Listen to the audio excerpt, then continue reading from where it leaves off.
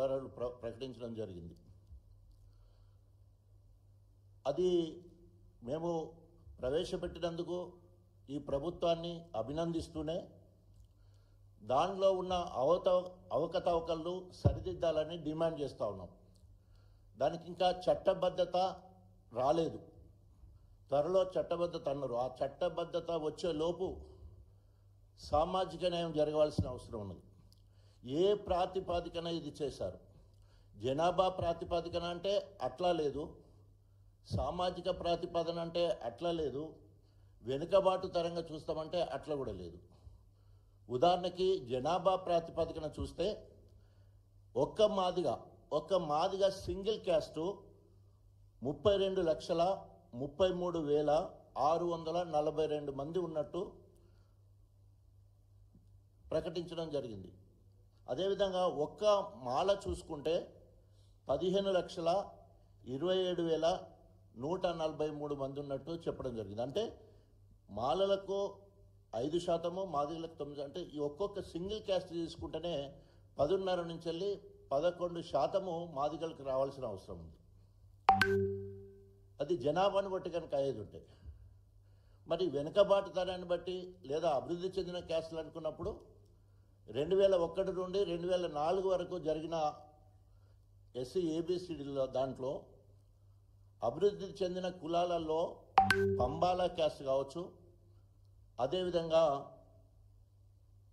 Manne caste కావచ్చు, మన్నెపల్లు, ఈ రెండు కూడా మరి ఎక్కువగా అభివృద్ధి చెందిన దాంట్లో ఉన్నారు.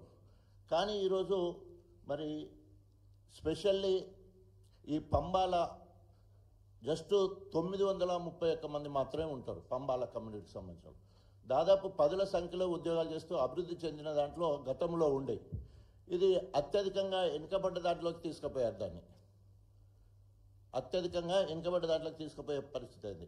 అదేవిధంగా మన్నెపల్లు దాదాపు 29,656 మంది ఉంటే వారిని కూడా అత్యధికంగా వెనుకబడ్డ దాంట్లోకి తీసుకెళ్ళిపోవడం జరిగింది, అభివృద్ధి చెందినప్పటికీ కూడా. అదేవిధంగా మధ్యతరగతిగా ఉన్న మాదిగ ఉపకులాలలో చాలా రోజుల నుంచి వెళ్ళి బుడగ జంగాలు 1,11,710 మంది బుడగ జంగాలు ఉంటారు. బుడగ జంగాలు వాళ్ళు అటుపోవాలి ఇటుపోవాలి ఏం కోరుకోలేదు. కానీ వారిని ఎక్కడ ఎస్సీ మాదిగ దాంట్లో బి గ్రూప్లో ఉంటే వీళ్ళకు రిజర్వేషన్ ఇంకొక పర్సెంటేజ్ వచ్చి 12% అవుతుందనే ఒక కుట్రతోటి వారిని తీసి మళ్ళీ వెనుకబాటు దాంట్లోకి అంటే ఏ గ్రూప్లోకి తీసుకుపోవడం జరిగింది. ఇవన్నీ కూడా అంటే ఎట్లా మ్యానిపులేషన్ జరిగినట్టు కొట్టొచ్చినట్టు కనబడుతూ ఉన్నది.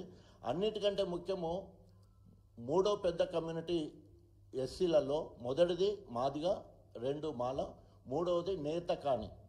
1,33,072 మంది ఉంటే వారిని మామూలుగా వారికి ఇంకా చిన్న కులాలను కడితే వాళ్ళకు 1% వేరే పెట్టవచ్చు. కానీ మాలల ప్రాబల్యం ఎక్కువ ఉందని చెప్పడానికి వారిని మాలల దాంట్లోనే ఉంచుకోవడం జరిగింది, అంటే సి గ్రూప్లోనే ఉంచుకోవడం జరిగింది. ఈ రకంగా రకరకాలుగా దీని వెనుక మరి వివేక్ వెంకటస్వామి హస్తం ఉన్నట్టు కొట్టొచ్చినట్టు కనబడుతుంది. మొదటి నుండి చెప్తూనే ఉన్నాం, కాంగ్రెస్ ప్రభుత్వము రేవంత్ రెడ్డి మాలల కొమ్ము కాస్తున్నాడు. రేవంత్ రెడ్డి మాలల చేతిలో కీలు బొమ్మలా ఉన్నాడు. మాలలు చెప్పినట్టు రేవంత్ రెడ్డి వింటున్నాడు. ఎందుకంటే ఆయన ముఖ్యమంత్రి కాపాడుకోవడం కోసం ఏఐసిసి లెవెల్లో ఖర్గే గారు, మల్లికార్జున్ ఖర్గే ఏఐసిసి అధ్యక్షులు ఉన్నారు, కొప్పుల ఈశ్వర్ సిడబ్ల్యూసి సభ్యులు ఉన్నారు, కొప్పుల రాజు సిడబ్ల్యూసి మెంబర్గా ఉన్నారు. వాళ్ళిద్దరు పైన వాళ్ళని ఇన్ఫ్లుయెన్స్ చేయడానికి మల్లు రవి కావచ్చు, బట్టి విక్రమార్క కావచ్చు అక్కడ ఇన్ఫ్లుయెన్స్ చేస్తూ ఉన్నారు. ఈ రాష్ట్రానికి వచ్చే వరకు ముఖ్యమంత్రి మీద ప్రెషర్ తీసుకొచ్చి మరి అక్కడ కమిషన్ లెవెల్లో కానీ ముఖ్యమంత్రి లెవెల్లో కానీ, ఎందుకంటే ఇది ముఖ్యమంత్రి లెవెల్లో జరిగిన దానికి నిదర్శనం, అంటే గవర్నమెంట్ చేతిలో మారిన దానికి నిదర్శనం. క్రిమీ లేయర్ను అమలుపరచాలని చెప్పేసి మరి షమీం అఖ్తర్ గారు సూచిస్తే గవర్నమెంట్గా దాన్ని తిరస్కరించడం జరిగింది. అంటే మార్పులు చేర్పులు చేసే పరిస్థితి రాష్ట్ర ప్రభుత్వం చేతిలో ఉంటుంది. సో అందుకనే ఇన్ని మార్పులు కొట్టొచ్చినట్టు కనబడతా ఉన్నాయి. ఓవరాల్గా మాదిగల సింగిల్ మాదిగకు అన్యాయం జరగాలి. కృష్ణ మాదిగ రిజర్వేషన్ పోరాట సమితి అని పేరు పెట్టడానికి కారణం ఏంటంటే మాదిగలు అన్ని రంగాలలో వెనుకబడుతున్నారు. విద్య, ఉద్యోగ, ఉపాధి రంగాలలో అన్నిటికంటే ఎక్కువ కుల వివక్ష, అంటరానితనము ఈ 59 కులాలలో ఎవరికి ఎక్కువ ఉందంటే ఓన్లీ మాదిగ వాళ్ళే. ఊరికి దూరంగా ఉండి ఇప్పటికీ అంటుడు ముట్టుడు అనుకుంటూ దూరంగా ఉన్న మాదిగలు సమాజంలో చులకన భావంతో ఉండడమే కాకుండా 30 సంవత్సరాల సుదీర్ఘ పోరాటం చేసిన కృష్ణ మాదిగ మీద కసితోటి కక్షగట్టి ఎంఆర్పిఎస్కి పేరు రావద్దు, ఇతర పార్టీలకు పేరు రావద్దని నేనెవరో సిగ్గు శరం లేకుండా ఇంత అన్యాయం చేసి మాదిగలకు అన్యాయం చేస్తుంటే రేవంత్ రెడ్డిని అభినవ అంబేద్కర్ అనడం సిగ్గుచేటు. నిజంగా అభినవ అంబేద్కర్ అనేది ఉంటే కృష్ణమాదిగ అభినవ అంబేద్కరుడు అవుతాడు తప్ప రేవంత్ రెడ్డి కాదు. అనేక పాపాలు చేసి ఒక్కసారి నీళ్ళ మునిగి లేవగానే పాపాలని పోవు.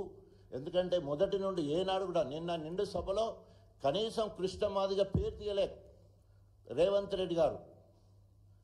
అదేవిధంగా పక్కనున్న మా మోచి మంత్రి రాజనరసింహ గారు మాదిగ అస్తిత్వాన్ని కాపాడాలంటే ఆయన పెద్దన్న పాత్ర పోషించాల్సి ఉండే. కానీ అక్కడ ఓ పక్క వివేక్ వెంకటస్వామి మాత్రము మాలలను కాపాడడానికి, మాలల అస్తిత్వాన్ని కాపాడడానికి, మాలల పర్సంటేజ్ పెరగడానికి ఎక్కడ అవకాశం ఉంటే అక్కడ ఆయన ఇంక్లూడ్ అయ్యి అన్ని స్థాయిలలో, కమిషనర్ స్థాయిలో, గవర్నమెంట్ దగ్గర ముఖ్యమంత్రి స్థాయిలో అనేక రకాలుగా వారి పర్సంటేజ్ పెరిగే ప్రయత్నం చేస్తూ ఉంటే మరి రాజనరసింహ మాత్రం ఎక్కడ కూడా మాదిగల పక్షాన్ని ఇన్వాల్వ్ అయి పనిచేసినట్టు ఎక్కడ కూడా మనకు కనిపించట్లేదు. వీటన్నిటిని దృష్టిలో పెట్టుకొని రేపు ఎస్సీ ఏబీసీలుగా చట్టబద్ధత కల్పించే నాటికి వీటన్నిటి మీద విచారణ జరిపించాలి. ఎస్పెషల్లీ పంబాల క్యాస్టు ఈరోజు ఎదిగిన కులం, మన్నెపొళ్ళు ఎదిగినోళ్ళు, అంతకుముందు ఎదిగిన దాంట్లో ఉండే సి గ్రూప్లో ఉన్న వాళ్ళని తీసుకుపోయి ఏ గ్రూప్లో వేశారు. బి గ్రూప్లో ఉన్న మా బుడగ జంగాలను తీసుకుపోయి కూడా ఏ గ్రూప్లో వేశారు. సో ఈ రకంగా వాళ్ళ కమ్యూనిటీ మాల సి పెరగడం కోసము నేతకాని వాళ్ళను దాదాపు 1,33,000 మందిని వాళ్ళ దాంట్లో ఉంచుకొని వాళ్ళ పర్సంటేజ్ పెరిగే ప్రయత్నం చేశారు. ఇది మరి తప్పుల తడకలాగుంది. దీని మీద ఆలోచించి పరిశీలించి కమిషనర్ గారు, అదే ఏకసభ్య కమిషన్ వేసిన అఖ్తర్ గారు, అదేవిధంగా ప్రభుత్వం మీద దీని మీద పునరాలోచించి సరైన నిర్ణయం తీసుకోవాలి. లేకపోతే పార్టీ పరంగా మా కేసీఆర్ గారి నాయకత్వంలో దీని మీద సమాలోచన చేసి తప్పకుండా రాబోయే రోజుల్లో అందరికీ మేలు జరిగే విధంగా మరో పోరాటానికి సిద్ధమవుతామని తెలియజేసుకుంటూ సెలవు తీసుకుంటాం.